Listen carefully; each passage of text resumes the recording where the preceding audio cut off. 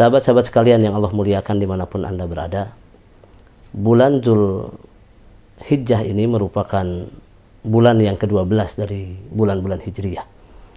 Dalam ayat Allah Subhanahu wa Ta'ala berfirman bahwa jumlah bulan-bulan dalam satu tahun adalah 12. Kemudian disebutkan dalam ayat tersebut, Allah Subhanahu wa Ta'ala menyebutkan ada 4 bulan yang disucikan. 4 bulan tersebut dalam sebuah hadis disebutkan adalah yang pertama Dzulqa'dah yang sudah lalu, kemudian Dzulhijjah, kemudian Al-Muharram, kemudian bulan Rajab. Bulan-bulan yang disucikan ini merupakan bulan-bulan yang harus kita jaga dengan baik-baik. Harus kita tingkatkan ibadah kita. Harus kita dekatkan lebih akrab dengan Allah Subhanahu wa Ta'ala. Ikhwatul iman rahimani Allah wa iyyakum jami'an. Berbicara tentang bulan Dzulhijjah, Allah Subhanahu wa Ta'ala menyebutkan di dalam Al-Quran surat Al-Fajr ayat 1 sampai ayat yang ketiga. Allah Subhanahu wa Ta'ala berfirman, a'udzu billahi minasyaitonir rajim. Bismillahirrahmanirrahim. Wal fajri, demi waktu fajar. Walayalin ashrin, dan demi malam-malam yang 10. Wasyaf'i wal watr, dan demi malam yang genap dan malam yang ganjil. Dalam penafsiran itu, para ulama ahli tafsir berbeda pendapat. Ada yang menyebutkan ketika menyebutkan walayalin ashr dan malam-malam yang 10, ada yang menyebutkan bahwa malam yang 10 adalah 10 hari pertama di bulan Dzulhijjah yang kita sedang berada di dalamnya. Dan bulan Dzulhijjah ini di dalamnya ada 2 hal yang harus kita pahami. Ada 2 macam ibadah yang sangat besar, sangat agung. Bahkan hari raya salah satunya ada di bulan Dzulhijjah ini. Yang pertama adalah ibadah kurban yang dimulai atau yang terjadi atau yang dilaksanakan pada tanggal 10 bulan Dzulhijjah. Yang kedua adalah rangkaian ibadah haji. Ibadah haji ini merupakan ibadah khusus yang Allah peruntukkan untuk orang-orang yang memiliki kelebihan harta dan memiliki kekuatan tenaga. Artinya ibadah haji merupakan ibadah yang membutuhkan pengorbanan berupa harta dan pengorbanan berupa tenaga. Dan ibadah haji ini dari penjuru dunia, seluruh manusia terpusat di satu titik yang bernama di Mekah Al-Mukarramah. Yang pertama di Al-Masjidil Haram, kemudian di 3 tempat selanjutnya adalah yang dikenal dengan Ar-Muznah, yaitu Arafah, Muzdalifah, dan juga Mina.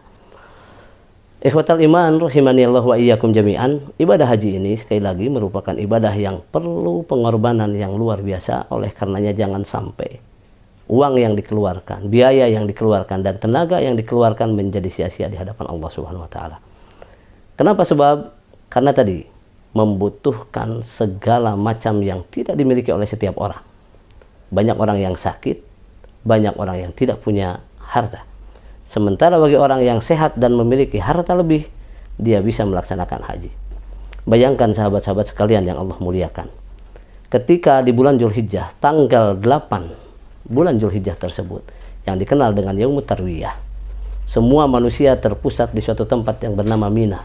Mereka bersiap-siap untuk menuju Arafah di tanggal 9. Dan di tanggal 9 ini mereka betul-betul menyadari dengan penuh keyakinan bahwa dirinya merupakan bukanlah apa-apa. Orang yang kaya tidak akan sombong dengan kekayaannya. Orang yang cerdas tidak akan sombong dengan kecerdasannya. Orang yang punya jabatan tidak akan sombong dengan jabatannya. Mereka betul-betul berada di sebuah padang Arafah. Di padang Arafah itu artinya Arafah ya'rifu, mengenal.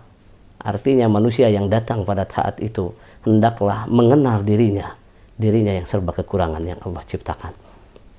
Sahabat-sahabat yang dimuliakan oleh Allah Subhanahu wa Ta'ala, setelah dari Arafah ini mereka melakukan talbiyah, mereka melakukan zikir, mereka melakukan tahmid, tahlil, takbir, dan lain sebagainya.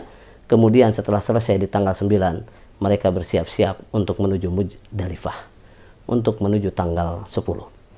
Di Muzdalifah ini mereka akan melakukan yang bernama lempar jumroh Aqobah. Setelah lempar jumroh Aqobah yang cukup melelahkan secara fisik, memang ibadah haji ini butuh tenaga. karena perjalanan yang sangat jauh sekalipun kita menggunakan bis di zaman sekarang, namun tetap dengan berjumlahnya manusia, dengan jumlah jutaan, manusia akan berdesakan dan merepotkan, secara fisik akan kelelahan.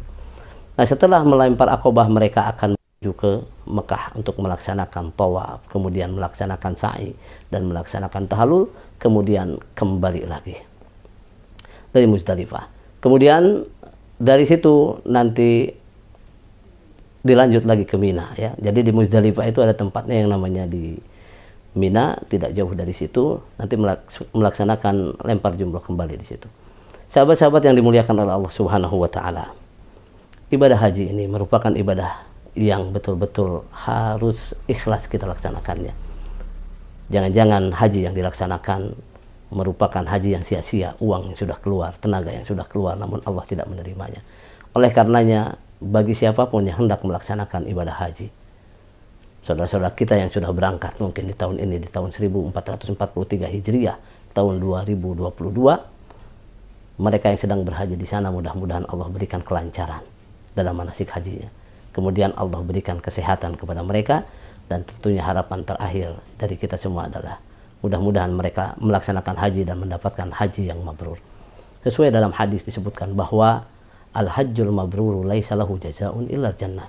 Haji yang mabrur itu tidak ada balasan yang baik kecuali surga. Oleh karenanya, bagi siapapun yang akan melaksanakan ibadah haji, hendaklah kita mengawalinya dengan niat. Karena dari niat inilah amalan kita akan ditentukan baik dan tidaknya. Sesuai dalam hadis riwayat Al-Bukhari dan Muslim disebutkan, hadis dari Umar ibn Al-Khattab radhiyallahu taala anhu, bahwa beliau mendengar Rasulullah SAW bersabda, innamal a'malu binniyat. Sesungguhnya amal-amal yang Allah perhitungkan adalah amal yang didasarkan kepada niat. Wa innamal likulli imri'in ma nawa. Dan sesungguhnya manusia akan diperhitungkan amal perbuatannya kalau dia dasarkan kepada niat. Faman kanat hijratuhu ilallahi wa rasulihi. Barang siapa yang berhijrah dengan niat untuk melaksanakan ketaatan kepada Allah dan Rasulnya, fa hijratuhu ilallahi wa rasulihi, maka dia akan mendapatkan hijrah dari niatnya, atau niat dari hijrahnya kepada Allah dan Rasulnya. Faman kanat hijratuhu lidunya yusibuha. Barang siapa yang berhijrah niatnya karena ingin mendapatkan secuil dunia, maka dia hanya akan mendapatkan itu sementara tidak mendapatkan pahala hijrahnya. Waman kanat hijratuhu limra'atin. Waman kanat hijratuhu lidunya aw imra'atin yankihuha, atau yang berhijrah karena ingin mendapatkan suatu balasan dari seorang wanita yang dicintai, maka dia akan mendapatkan wanitanya saja, tidak mendapatkan pahala hijrahnya. Oleh karenanya Ibnul Mubarak menyebutkan, rubba amalin sogirin tu'adzimuhun niyah. Tidak sedikit amal yang asalnya kecil menjadi besar di sisi Allah karena sebuah niat. Dan juga rubba amalin kabirin tusaggiruhun niyah. Dan tidak sedikit juga amal yang besar menjadi kecil karena niat. Oleh karenanya, sahabat-sahabat sekalian, dimanapun Anda berada, niat ini merupakan fokus dalam pikiran kita kita hendak melaksanakan suatu amal ibadah. Mudah-mudahan kita semuanya diberikan kebaikan di bulan yang penuh rahmat ini, di bulan Dzulhijjah 1443. Mudah-mudahan Allah senantiasa memberikan berkah kepada kita. Jazakumullahu khairan wa barakallahu fikum. Assalamualaikum warahmatullahi wabarakatuh.